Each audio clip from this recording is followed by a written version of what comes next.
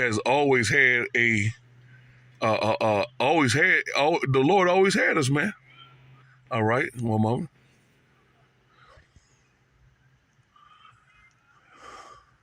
You won't find a video, you won't find a book where anybody is explaining when did the Israelites begin to awaken their captivity and know that they are the Israelites. Now, the captivity I'm speaking on is the one pertaining to Deuteronomy chapter 28, verses 68, the transatlantic slave trade. And when you look into the history, you'll find out that there was wars going on in the Americas called the Gullah Wars. This is the real reason why slavery ended. You had the dark Native Americans that was here, and you had the slaves brought from the coast of Africa team up and start to go against the slave owners.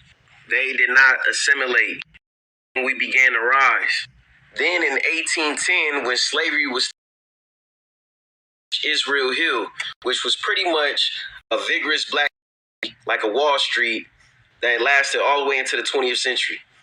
Now, I'm pretty sure what that did was birth the mindset of Martin Robertson Delaney. What he started was the 1836 quest of a nationhood.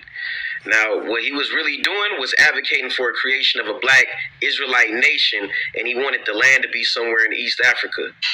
That's where Israel's at. Now, it's going to be somebody out there trying to discredit him, but guess what? This man was a physician who graduated from Harvard Medical School during slavery.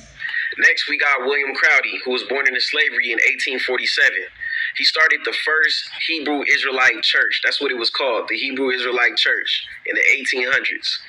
Now, it was located in Kansas, but he was so successful, he ended up opening up churches across the whole nation. Now, this is Louis Tate, a.k.a. Mother Mary. Yes, a woman. And guess what she did? She started camps. So if you seen, Israelites on the corners, it started from a woman. It started from her. We could go back in the Bible and I could tell you who it started from. But if we talking about here in America, it started with her. And what her church was called was a Church of Living God. Breaking into the 20th century, we got Wentworth Matthews, who actually came up under Louis Tate's church. He was actually a leader.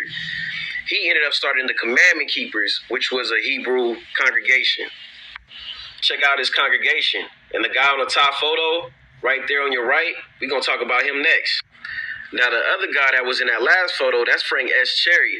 And what he was known for was challenging religious believers to prove that the Jews was not black for $1,000, which is $25,000 a day.